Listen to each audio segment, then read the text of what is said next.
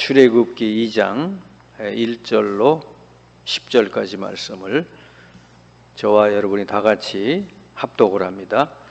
레위 가족 중 한 사람이 가서 레위 여자에게 장가들어 그 여자가 임신하여 아들을 낳으니 그가 잘생긴 것을 보고 석 달 동안 그를 숨겼으나 더 숨길 수 없게 되매 그를 위하여 갈대 상자를 가져다가 역청과 나무 진을 칠하고 아기를 거기 담아 나일 강과 갈대 사이에 두고 그의 누이가 어떻게 되는지를 알려고 멀리 섰더니 바로의 딸이 목욕하러 나일 강으로 내려오고 시녀들은 나일 강가를 거닐 때에 그가 갈대 사이에 상자를 보고 시녀를 보내어 가져다가 열고 그 아기를 보니 아기가 우는지라 그가 그를 불쌍히 여겨 이르되 이는 히브리 사람의 아기로다. 그의 누이가 바로의 딸에게 이르되 내가 가서 당신을 위하여 히브리 여인 중에서 유모를 불러다가 이 아기에게 젖을 먹이게 하리이까. 바로의 딸이 그에게 이르되 가라 하매 그 소녀가 가서 그 아기의 어머니를 불러오니 바로의 딸이 그에게 이르되 이 아기를 데려다가 나를 위하여 젖을 먹이라. 내가 그 삭을 주리라. 여인이 아기를 데려다가 젖을 먹이더니 그 아기가 자라매 바로의 딸에게로 데려가니 그가 그의 아들이 되니라. 그가 그의 이름을 모세라 하여 이르되 이는 내가 그를 물에서 건져내었음이라 하였더라. 아멘. 모세의 이렇게 출생 얘기, 또 모세가 어떻게 이 땅에 그 시절에는 히브리 남자 아이들을 낳으면 다 죽이라고 바로 왕이 명령을 내린 시대라. 이 시대에 모세의 엄마 요게벳은 모세를 죽이지 않고 살렸습니다. 그래서 결국은 이렇게 젖을 먹이고 하다가 도저히 안 돼서 강가에 갈대에다가 이제 담아서 강물에 띄우는데 그때부터는 하나님이 이제 작업을 하셨죠. 그래서 공주의 마음을 움직이셔가지고 그 아기를 불쌍히 여기게 해서 공주에게 양자로 이제 들어가게 됩니다. 근데 요 일이 나중에 보면은 위대한 출애굽을 시키는 이스라엘 백성을 430년 노예살이에서 출애굽을 시키는 위대한 그런 주인공이 됐지요. 자, 이 모세라는 인물이 어떤 그 부모 밑에서 어떤 것을 듣고 보고 자라났길래 이렇게 하나님의 중대한 일에 쓰임 받았을까 하는 것입니다. 그래서 오늘 제목이 영적인 각인 그랬어요. 어릴 때 무엇으로 각인되느냐에 따라서 그 미래가 좌우된다 이렇게 볼 수가 있습니다. 그래서 벌써 모세의 어머니는 이 바로를 두려워하지 않고 자기 아들을 살려서 그걸 기르다가 더 숨길 수가 없게 되니까 석 달 동안 기르다가 더 이상은 이제 숨길 수가 없게 돼서 그래서 이제 갈대 상자에 띄워서 이렇게 강물에다 띄웠단 말이죠. 그러면은 그런 결단을 하고 그렇게 아이를 길렀던 이 요게벳이라고 하는 이 여인은 어떤 믿음을 가졌길래 그렇게 했을까 말이죠. 자칫하면 이게 자기 생명이 왔다 갔다 할 수 있는 그런 문제거든요.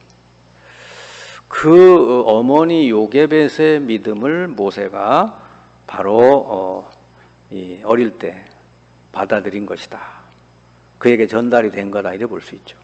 그래서 이 성경에 보면은 하나님께서 이스라엘 백성에게 중요한 복음을 깊이 각인시키기 위해서 몇 가지 이제 지켜야 될 것을 말씀을 해주셨죠. 첫 번째가 이제 세절기입니다. 세절기.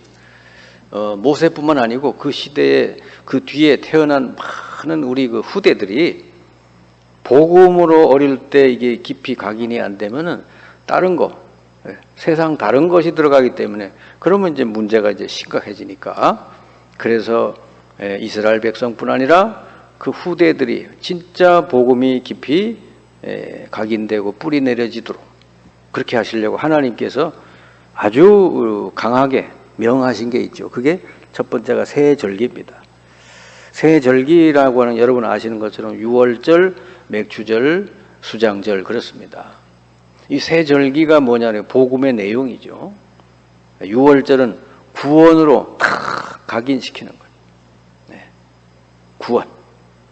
예수 그리스도의 피로 말미암아 네가 구원받았다. 네. 이게 구원의 확신, 구원의 감격, 이 구원의 내용 이걸로 탁 이렇게 각인이 되게 하는 게 유월절입니다. 네 능력으로 구원받은 게 아니라 너 대신 죽으신 예수 그리스도의 피로 말미암아 네가 모든 죄와 저주 사탄의 권세에서 벗어나게 됐다. 이 구원은 사람의 노력으로 어떤 종교로 어떤 것으로도 될 수가 없다 말이죠. 그거를 깊이 각인시키는 게 유월절이에요. 그 다음에는 구원받은 사람을 하나님께서는 성령의 능력을 가지고 완벽하게 인도해 주신다. 그 맥추절이죠. 맥추절. 그래서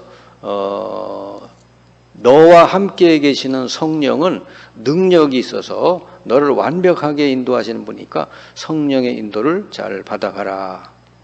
너의 남은 인생은 성령 인도 받아가면 틀림없다. 이렇게 맥추절을 지키면서 이거를 이제 깊이 심어주는 거예요. 그 다음에 수장절. 너는 이 땅의 소속이 아니라 이제는 천국 배경, 천국의 소송이니까 이 땅에서부터 천국의 축복을 누리고 살 수 있다. 이렇게. 그래서 이 천국 배경의 이 축복을 잘 누리도록 하는 것. 이걸로 이렇게 각인되게 하는 거. 이 세절기죠.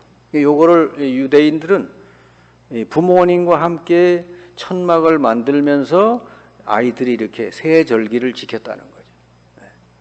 그냥 요즘처럼 부모님만 따로 예배드리고 아이들은 아이들대로 하고 이런 게 아니고 아이들이 그 유월절 이 3절기를 지키면서 이게 뭐다, 맥추절이 뭐다 이런 것들을 이렇게 알게 해줬다고 말이죠.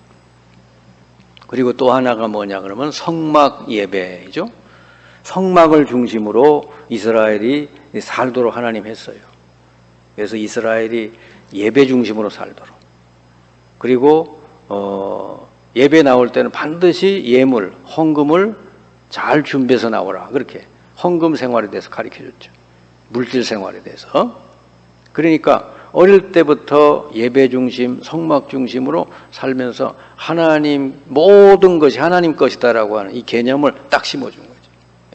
네 소유가 아니다. 하나님 것이다. 그래서 하나님께 헌금도 드리고 이제 그래서 세계를 살리도록 이거를 어릴 때부터 심어준 거예요. 그래서 지금도 이스라엘이 세계를 정복하는 나라가 됐죠. 미국의 모든 경제나 중요한 것들은 이스라엘 사람들이 다 장악하고 있잖아요. 유대인들이. 그게 벌써 이런 그 어릴 때부터 이런 게 몸에 배어서 살았기 때문에 그런 것이죠. 이스라엘 사람 중에서도 이 복음의 사람들이 있는 겁니다. 그 다음에 세 번째로는 요것이 이제 어디로 현장으로 연결이 되는 거죠. 그래서 가정으로 연결되고 또 회당으로 연결되고 또 자기 일하는 직장 현장으로 연결되고 이렇게 하나님의 축복이 곳곳마다 이제 연결되고 누리도록 하는 것. 이거를 하나님께서는 이스라엘 백성에게 명하시고 꾸준히 그렇게 하도록 한 거예요. 이거는 뭐죠? 진짜 복음이 깊이 각인되게 하시려고 하는 겁니다. 그래서 우리가 예배를 드리고 또 모임을 하고 기도를 하고 집에 가서 묵상을 하고 또 현장에 가서 현장 말씀운동 펴고 이런 게 전부 뭐죠? 이 복음이 내게도 내 현장에도 내 자녀들에게도 깊이 각인되게 하는 거예요. 이것이 여러분 각인되지 않으면은 다른 게 들어가서 각인되고 뿌리 내려지기 때문에 그러면은 그거는 완전히 사탄에게 쓰임 받게 돼요. 그래서 문제가 생기는 겁니다. 그래서 하나님은 왜 이렇게 하셨을까? 쭉 우리가 내용을 보면은 어릴 때 복음이 각인되면은 그 사람은 반드시 세계를 움직이는 사람이 된다 하는 거예요. 성경에 보면요, 세계를 움직인 사람, 하나님이 들어서 쓰신 사람, 이런 사람들 그 특징을 보면요, 다 어릴 때 복음이 깊이 각인이 된 사람들. 그 중에 대표적인 사람이 요셉이죠. 모세. 이런 사람들은 어릴 때 복음이 딱 들어가서 그걸 붙들고 기도하니까 하나님이 들어서 쓰시는 것이죠. 그래서 창세기 37장에 요셉의 꿈 얘기가 바로 그 얘기예요. 복음이 깊이 가슴에 딱 들어간 거예요. 그리고 출애굽기 2장 우리가 아까 읽은 말씀, 모세는 엄마 품에서 있을 때, 또 유모로 들어가서 엄마가 어릴 때 모세에게 뭘 전해줬겠어요? 하나님의 그 언약의 말씀을 전해줬죠. 모세에 깊이 들어간 것이죠. 나중에 다 쓰임받죠. 그러니까 아이들이 듣든지 안 듣든지 이런 복음을 전해줘야 돼요. 말씀을 읽게 하고 듣게 하고 자꾸 들려주고 그래야 돼요. 조금 아이들이 좀 너무한다 싶을 정도로 그렇게 말씀을 들려줘야 돼요. 신명기 6장 4절 9절에 보면요, 말씀을 문설주에도 발라놓고 손목에도 새기고 이마에도 새기고 표를 만들고 그러라고 그랬잖아요. 지금 우리 아이들 주변에는 뭐가 있어요? 맨 세상 것밖에 없잖아요. 그런 아이들에게 어릴 때 뭐가 들어가겠어요? 그게 나중에 문제가 커지는 거지. 어릴 때는 조금만 영향을 줘도, 조금만 말씀 한마디만 들어가도 그게 평생을 좌우한다니까요. 어른들은요, 이미 다른 게 다 들어가서 뿌리 내려가지고 이게 말씀을 막 10년, 20년씩 들어도 안 바뀌잖아요. 근데 어린애들은요, 잠깐 말씀 들은 게 그게 평생 가버려. 사무엘이라는 인물이 어떻게 그렇게 위대한 인물이 됐냐. 벌써 어릴 때부터 제사장들에게 가서 이 하나님 말씀을 듣고 자라났다 하는 것이죠. 사무엘상 16장에 보니까 이 다윗이 벌써 어릴 때, 그죠? 어릴 때 말씀하고 찬양하고 기도하고 그런 생활을 쭉 목동 생활하면서, 나중에는 이제 얼마나 이제 성령이 충만한지, 그가 나팔을 부니까, 피리를 부니까 그 사울 왕이 그 악신이 들렸던 게 떠나가고 막 그랬죠. 왕을 살린 거나 마찬가지죠. 그리고 엘리사가 엘리야 스승에게 마지막으로 부탁한 건 다른 게 아니잖아요. 내게 스승의 영감의 갑절을 주십시오 그랬잖아요. 엘리사가 위대한 선지자가 됐죠. 이사야 6장 1절 13절 이 구루터기가 있을 것이다. 구루터기가 결국은 이제 뭐겠어요? 이렇게 어릴 때부터 말씀이, 복음이 다 각인된 사람들, 이런 사람들을 통해 하나님은 세상을 바꾸시겠다 그랬어요. 그래서 디모데후서 3장 14절 17절도 디모데라는 인물이 어떻게 그렇게 훌륭한 인물이 됐냐, 어릴 때부터 성경을 알았나니 그랬죠. 여러분, 그래서 어릴 때는 다른 거 없어요. 진짜 하나님 이 복음이 각인되도록 해줘야 돼요. 그러면 끝나는 겁니다. 만약에 어렸을 때 복음이 각인이 안 돼 있으면요, 나중에 가보면은 그 속에 다른 게 딱 뿌리 내려져 있다니까. 그러면 그 뒤에 가서는 어려워지는 겁니다. 말씀이 들려오지는 않죠. 예배당 와서 복음 들어도 저기 뭔 얘기인가 그렇게 들리지. 왜냐? 다른 게 이미 뿌리 내려버렸기 때문에. 마음속에 이 다른 게 뿌리가 깊이 내린 사람은요, 말씀이 안 들려와요. 얼마나 그게 정말 문제입니까? 복음 말씀이 안 들려온다는 게 심각한 문제죠, 그게. 이렇게 어릴 때 복음이 들어간 사람은요, 성장하면서 이런 일, 저런 일을 겪고 할 때, 그때 하나님의 하나님의 그 축복이, 하나님의 능력이 그때 이 사람에게 딱 뿌리 내려지게 되는 거죠. 왜냐하면 그 사람 속에 이제 복음이 딱 들어갔으면 뭐 하겠어요? 이제 기도하는 거 아니에요, 기도. 내가 하나님 자녀구나. 그러면 내게 이런 일, 저런 일, 사건, 문제 왔을 때, 내가 기도하면 되겠구나. 이렇게 되는 거죠. 그러면 그때에 하나님의 보좌의 능력이 나타나고, 그리고 자기의 삶 속에 하나님의 역사가 일어나는 걸 이제 보게 되니까 복음이 완전히 이제 뿌리 내려지게 되는 거예요. 말씀으로 들었던 말씀, 복음이 이제는 완전히 이제 자기 삶 속에 뿌리 내려지게 되죠. 이 사람은 이제 어떻게 되냐? 문제가 오고 위기가 왔는데 전혀 그걸 위기로 느껴지지 못하는 그런 체질로 바뀌어요. 이 사람의 복음이 완전히 뿌리 내려버리면 그렇게 됩니다. 그래서 이렇게 된 사람을 하나님은 들어서 쓰시는데 어떻게? 세계를 살릴 사람으로 들어 쓰신다. 분명히 위기가 왔는데 전혀 그게 위기가 아닌 걸로 느낀다니까, 이 사람들은. 요셉이 그렇잖아요. 아니, 하루아침에 노예로 팔려가고 하루아침에 이 감옥 가고 그러는데 요셉은 아무런 무슨 눈도 깜짝 안 하잖아요. 왜 그러겠어요? 알아서 그런 거죠. 하나님께서 이걸 통해서 이 놀라운 계획을 지금 이루고 계시구나. 내게 주신 꿈을 이렇게 이루시는구나. 그걸 깨달으니까. 네. 그러니까 노예로 팔려간 게 아니라 애굽으로 나를 보내셨고, 감옥에 간 게 아니라 거기서 중요한 사람을 만나게 하시는구나. 이렇게. 그러니까 전혀 흔들림이 없어요. 모세도 그렇고 다윗도 그렇고. 다윗이 어떻게 그 남들은 다 무서워하는데 골리앗 앞에 갑니까? 갈 때 다윗이 한 얘기가 있잖아요. 너는 칼과 단창으로 나왔지만 나는 만군의 여호와 하나님의 이름으로 너에게 나왔다. 오늘 하나님은 네 목을 내게 줬다. 이러잖아요. 어린 다윗인데 어떻게 그런 그 용기가 나왔어요? 골리앗이 전혀 무섭지 않은 것이죠. 왜냐? 하나님을 비방하고 하나님의 그 이름을 모독하는 저거를 하나님 가만두시겠냐 말이에요.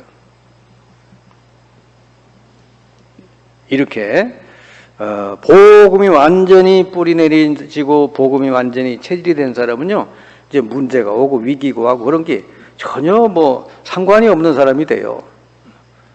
그래야 이제 하나님 들어 쓰시는 거지. 에스더처럼 죽으면 죽으리라, 이렇게. 그런데 마귀가 어떻게 건드릴 때가 어디 있어? 마귀 건드릴 때도 없어요, 그 사람은. 그죠? 우상을 만들어 놓고 섬기지 않는 사람은 다 풀무불에 넣겠다는데, 그 다니엘하고 그 세 친구가 뭐라 그래? 우리는, 우상 앞에 절할 수가 없다 그랬잖아요. 그리고 하나님이 우리를 구원해 주실 테지만, 하나님이 우리를 구원해 주지 않아도 우리는 우상 앞에 절하지 못합니다. 그러잖아요. 그 어마어마한 왕의 명령을 어기고 어떻게 그렇게 할 수 있어요? 바로 이미 모든 것을 하나님께서는 언약을 가지고 이루어 계시다는 걸 알기 때문에, 이미 결론을 알고 있기 때문에. 그리고 설령 내가 죽어서 하나님의 복음이 증거된다면 그거 좋다 이거예요. 그냥. 사도 바울이 그랬죠? 빌립보 1장 21절에 보니까 나는 이 땅에서 사는 목적은 내 몸을 통해서 그리스도가 존귀되기를 원한다 그랬잖아요. 그래서 그리스도가 존귀 된다면 나는 죽어도 좋다 그랬단 말이에요. 마귀가 이제는 더 이상 그 사람 건드릴 데가 없는 거예요. 그러니까 완전히 마귀는 그때 도망갈 수밖에 없죠. 그래서 복음으로 각인된 사람의 특징이 뭐냐? 드디어 이제 하나님 그를 들어 쓰시는 거죠. 세계복음화에 들어 쓰십니다. 이런 일 저런 일 때문에 흔들리고 그런 사람 쓸 수가 없잖아요. 왜냐하면 사탄이 자꾸 건드리니까. 이때 이 사람은 이 사람 때문에 모든 흑암 세력이 다 무너지게 돼 있죠. 이런 사람은 위기가 와도 전혀 위기로 느끼질 못한다. 그래서 여러분이 이제 우리 후대들을 잘 이렇게 길러야 됩니다. 지금 아이를 낳아서 기르는 우리 부모들, 또 지금 어린 아이들을 가지고 있는 가정들, 오늘 말씀을 정말 잘 기억을 해야 돼. 어릴 때 요거 조금 해주면 그게 평생 정말 승리하는 사람이 될 수 있는데, 어릴 때 이거를 안 해줬단 말이에요. 그래서 여러분이 정말 기도해야 돼요. 그래서 여러분부터 보좌의 축복, 보좌의 능력을 날마다 누리면서 여러분의 가정에 우리 자녀들뿐 아니라 이 땅의 우리 후대들이 정말 다른 것으로 각인되고 뿌리 내리기 전에 복음으로 완전히 뿌리 내리시도록 그걸 놓고 여러분 기도하시고, 여러분 그 일에 여러분 잘 쓰임 받도록 그렇게 기도할 수 있기 바랍니다. 그래서 하루에 여러분이 적어도 깊은 기도하면서 내게 성령으로 충만하게 하고 보호자의 능력이 내게 임하도록, 이게 호흡과 함께 여러분 기도하시면 굉장히 건강에도 도움이 되고 또 영적으로도 여러분 힘을 얻게 돼요. 그래서 여러분이 정말 먼저 힘을 얻어서 성령의 갑절의 은혜를 받아가지고 후대를 살리는 일에 여러분들이 다 잘 쓰임 받기를 주님의 이름으로 축원합니다.